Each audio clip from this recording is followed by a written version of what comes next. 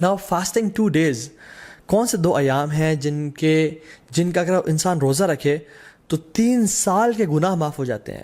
Yes you heard me right, 3 سال کے گناہ معاف ہو سکتے ہیں اگر ہم 2 دن کا روزہ رکھیں.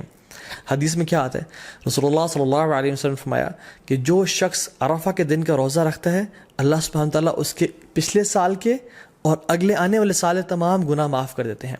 کچھ علماء نے کہا کہ یہ صغیرہ گناہوں کی بات ہو رہی ہے, لیکن سٹل تمام گناہ معاف ہونے کی بات ہو رہی ہے. اور یوم عاشورہ جو کہ محرم میں ہے, 10 محرم, جو شخص یوم عاشورہ کو روزہ رکھتا ہے اللہ تعالیٰ اس کے پچھلے 1 سال کے گناہ معاف کر دیتے ہیں. تو میں آپ کو ایگزامپل دیتا ہوں, اگر ابھی 1441 چل رہا ہے تو جو شخص عرفہ کا روزہ رکھے گا اس کے 1440 کے گناہ اور 1442 کے گناہ معاف ہو جائیں گے. اور جو شخص بالکل اگلے مہینے محرم کے مہینے یوم عاشورہ کا روزہ رکھے گا ود 9th ایز ویل, تو اس کے 1441 کے بھی گناہ معاف ہو جائیں گے. تو 1440, 1441 اینڈ 1442 3 سال کے صغیرہ گناہ اللہ تعالیٰ معاف کر دیتے ہیں. And how amazing is that. اللہ تعالیٰ بہانے دے رہے ہیں ہم لوگوں کو اپنے گناہ معاف کروانے کے لیے, لیکن ہم میں سے ہے کوئی جو آگے بڑھ کے ان اپرچونیٹیز کو گراب کر لے اور اپنے رب کو واقعی میں راضی کر لے. حنیدہ بن خالد اپنی وائف سے فرماتے ہیں, اور ان کی وائف نے مومنین سے یہ روایت کی کہ اللہ کے نبی صلی اللہ علیہ وسلم صرف عرفہ کے دن کا روزہ نہیں رکھتے تھے بلکہ تمام 9 دنوں کا روزہ رکھا کرتے تھے. اور ان 9 دنوں کے علاوہ یوم عاشورہ کا دن جو کہ محرم میں ہے, 3 days of each month جو کہ ایام البیض بولتے ہیں, which is the white days. Why? Because 13, 14, 15 کے یہ ایام ہے جس میں جو سن ہے جو مون ہے وہ اپنے فل اپنے پینیکل پہ ہوتا ہے. اٹ از وائٹ اور راتیں بھی روشنی کی طرح ہوتی ہیں. So it is the white days which ایام بیز. ان کے روزہ رکھا کرتے تھے اور منڈیز اور تھرسڈے کے روزہ رکھا کرتے تھے. سو آئی ریپیٹ, اللہ کے نبی صلی اللہ علیہ وسلم first 9 days of ذو الحجہ, عاشورہ, and the 3 days of each month which is ایام بیز 13th, 14th, 15th of every month, اور منڈیز اور تھرسڈیز کا روزہ رکھا کرتے ہیں. کیونکہ اللہ کے نبی صلی اللہ علیہ وسلم نے فرمایا کہ منڈیز کو اور تھرسڈیز کو اعمال اللہ تعالیٰ کے پاس کے سامنے پیش کیے جاتے ہیں. تو میں چاہتا ہوں کہ میرے اعمال اس حالت میں پیش کیے جائیں کہ میں روزے کی حالت میں ہوں. اور پھر ایک اور بات میں آتا ہے کہ منڈے کو رسول اللہ صلی اللہ علیہ وسلم کی ولادت ہوئی تھی, پیدائش ہوئی تھی, تو وہ اس خوشی میں بھی روزہ رکھتے تھے. حضرت عائشہ فرماتی ہے کہ ایک اور حدیث میں آتا ہے کہ اللہ کے نبی صلی اللہ علیہ وسلم پہلے 9 دن کا روزہ نہیں رکھا کرتے تھے. Now the scholars reconcile between these two hadiths کہ کبھی کچھ سال رکھ لیا کرتے تھے اور کچھ سال چھوڑ دیا کرتے تھے. تو ہمارے لیے یہ ہے کہ ہم چاہیں تو رکھ سکتے ہیں. جو شخص آگے بڑھنا چاہتا ہے وہ ان دنوں میں روزے رکھے جا سکتے ہیں, کیونکہ رسول اللہ صلی اللہ علیہ وسلم کی پیاری سنت سے یہ روزے ثابت ہیں. یوم العرفہ کیوں اتنا امپورٹنٹ ہے؟ اللہ تعالیٰ یوم العرفہ کے بارے میں فرماتے ہیں سورہ بروج میں, وَشَاهِدٍ وَمَشْهُودٍ and by the witnessing day and the witnessed day. تو جو وٹنسڈ ڈے ہے نا یوم العرفہ, مشہود, یہ یوم العرفہ کے بارے میں اللہ تعالیٰ فرما رہا ہے. کیونکہ رسول اللہ صلی اللہ علیہ وسلم کی حدیث میں آتا ہے کہ شاہد فرائیڈے کا دن ہے, وہ مشہود یہ کون سا دن ہے؟ یوم العرفہ کا دن ہے. اللہ سبحانہ تعالیٰ اس دن جہنم سے اتنے زیادہ لوگ آزاد کرتے ہیں کہ کسی اور دن جہنم سے لوگ آزاد نہیں کرتے. He frees many people from the fire.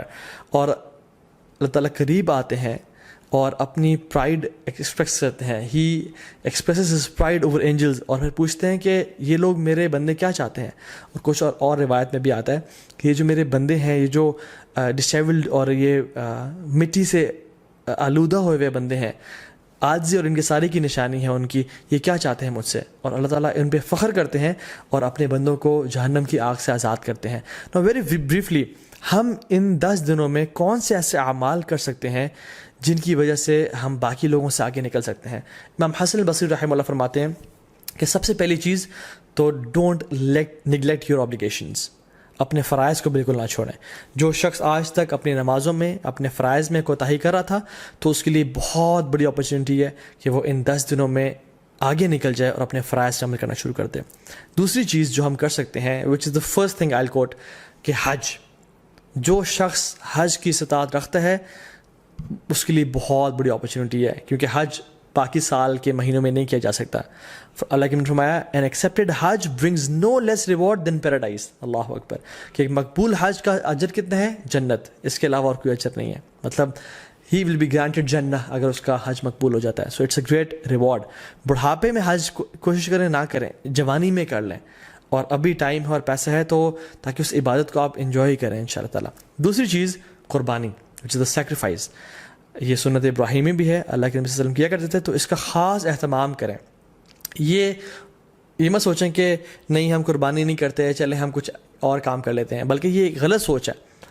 لوگ کیا کرتے ہیں انفارچونیٹلی آج کل کہ یار قربانی سے بہتر ہے کسی غریب کی مدد کر دو یا کسی کے گھر میں کولر لگوا دو. تو آپ کو یہ اس نیکی کا خیال باقی پورے سال نہیں آیا, اس قربانی کو ریپلیسمنٹ ہی آپ نے کرنا ہے جو کہ سنت ابراہیمی ہے. اگر ایک انسان واقعی میں سنسیئر ہے اپنے ساتھ تو وہ ہر مہینے صرف 1000 روپیز سیو کرے اپنے لیے, تو وہ سال کے اینڈ میں ان ایام میں ایک حصہ ڈال سکتا ہے, قربانی کر سکتا ہے. ہمیں تب تو خیال نہیں آتا غریب کے گھر میں کولر لگوانے کا یا لوگوں کی خدمت کرنے کا جب ہم ریسٹورینٹس میں 5-5 ہزار کی یا لیوش بفیز کھا رہے ہوتے ہیں. لیکن why do we want to replace قربانی ود اینی گڈ ڈیڈ؟ دونوں کریں انشاءاللہ. اور باقی 11 مہینوں میں یہ اپرچونٹی بھی ہے کہ ہم غریبوں کی مدد کر سکیں. سو قربانی لازمی کریں اور اسے خاص اہتمام کریں. ایک اور چیز جو ہم کر سکتے ہیں وہ ہے نمازیں, نوافل کثرت کے ساتھ پڑھیں. سنن روابط جو کہ 12 نفل ہیں جن کے بارے میں فرمایا اللہ نے کہ جو شخص یہ پڑھتا ہے اللہ تعالیٰ جنت میں اس کا گھر تعمیر کر دیتے ہیں, جس کے بارے میں کثرت سے بتا چکا ہوں پہلے بھی. تو اس کے اہتمام کریں, صلاۃ الضحیٰ کا اہتمام کریں, تہجد کی نماز کا اہتمام کریں, ٹھیک ہے, تو تحیۃ المسجد, تحیۃ الوضو کا اہتمام کریں. تو کثرت سے نوافل کا اہتمام کریں انشاءاللہ. چوتھی چیز, قرآن کو پڑھیں اور تدبر کریں, کیونکہ سلف صالحین کہا کرتے تھے کہ there is no deed better than reading Quran and pondering upon it. اس کے بارے میں سوچنا اور تدبر کرنا. قرآن کو ٹائم دیں. یس وی نو اینڈ وی ریئلائز کہ رمضان کے بعد ایک گلیچ آتا ہے ہر بندے کی زندگی میں, لیکن these 10 days are an amazing opportunity جس میں ہم دوبارہ سے اس عبادات کی لذت کو ریوائیو کریں تاکہ وہ آئندہ سال کے لیے جا سکیں انشاءاللہ.